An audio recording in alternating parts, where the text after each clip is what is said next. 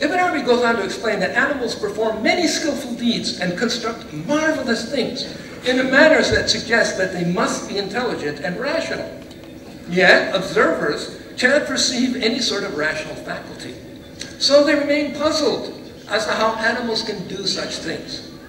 Now, this puzzlement, of course, has not been diminished by modern science, which still struggles to explain the multifarious skills of animals. So Ibn Arabi writes, I quote, "This may be why they are called dumb beasts. That is because of the obscurity, mubham, of the affair. Except for us, we people of unveiling, except for us, because it is clear as it can be. The obscurity that has overcome some people is because of their lack of unveiling in this. So they know the created things only in the measure of what they witness from them, what they see from them." In continuing this discussion, Ibn Arabi has recourse to a few Quranic verses to show that faith is on the side of those who witness the real nature of things through unveiling. Even though the rational thinkers, I quote, even though the rational thinkers and the common people may say that something in the cosmos is neither alive nor an animal, in our view, God gave every such thing, when he created it, the innate disposition to recognize and know him. Each is alive and speaks rationally and glorifying its Lord. The faithful perceive this through their faith, and the folk of unveiling perceive it in its actual entity. Now, as is usually the case with Ibn Arabi's writing, he soon gets around to explaining why we should care about the fact that all things have knowledge from God, and that all things express their knowledge through speech. Here I can mention one basic lesson, and that is that the awareness of all things should encourage us to have shame. Shame, haya, is not considered a great virtue nowadays in the West, but it certainly has had an honorable role to play in many civilizations, not least Islam. The Prophet said every religion has its character trait, and the character trait of Islam is shame. Shame is the close ally of ihsan, doing the beautiful, which the Prophet described as worshiping God as if you see him. If one acts as if one sees God, shame will be a constant companion. And if we understand that all things are aware and all have the ability to speak, this can only increase our sense of shame. Everything is watching us, and everything has the ability to speak to God about our activities. I quote from Ibn Arabi, "Someone may come to know that there is no existent thing that is not alive and speaking. In other words, there is nothing that is not a rational animal, whether it is called inanimate, or plant, or dead. This is because there is nothing, whether or not it stands by itself, that does not glorify its Lord in praise, and this attribute belongs only to something that is alive."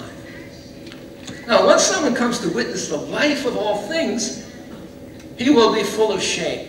Not only because when he is in jalwat, that is public with other people, but also when he is in khalwat, that is alone in a private retreat. He will see that, in fact, he is never alone, for he can never escape a location that surrounds him. And even if he could escape his surroundings, he would still have shame before his bodily members and his organs, for they are the means whereby he does what he does. He knows that on the day of resurrection, his bodily members will be called to witness, and that they will bear witness truthfully. So, someone like this can never be in khalwat. When someone achieves this state, Ibn Arabi writes, he has joined the degree of the dumb beasts, who are aware of the presence of God. In short, Ibn Arabi maintains that dumb beasts possess an exalted knowledge and understanding from God. And he concludes that anyone who considers himself superior to the beasts is ignorant of his own situation. Ibn Arabi stresses that such ignorance is characteristic of the philosophical and theological approaches to Islamic learning, not to speak of the modern scientific disciplines. In short, his advice to his readers, if they are not among the folk of unveiling, is as follows, I quote, "Consider, O you who are veiled, how your level compares to that of the dumb beasts.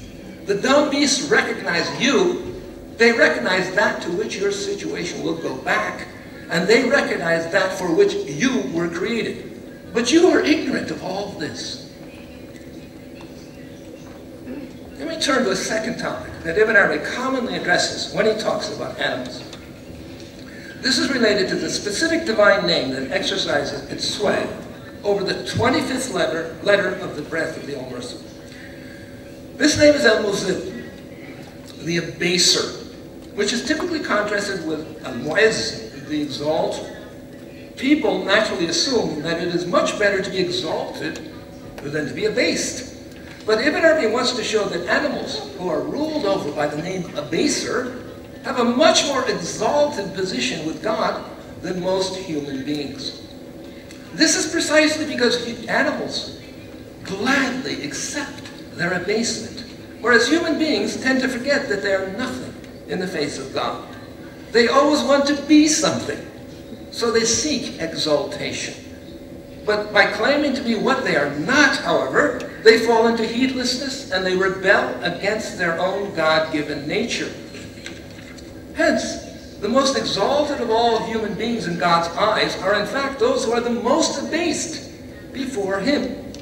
Abasement at root is nothing other than ubudiyah, the quality of being an abd, a servant or a slave.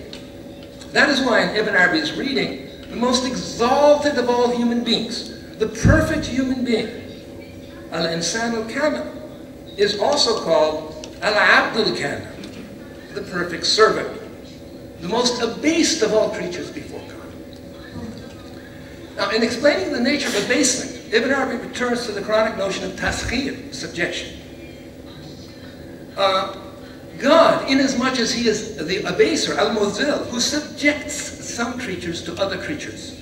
In fact, Ibn Arabi spends most of the section on animals in the chapter on the breath, unpacking and explaining the reality of subjection, taskhir.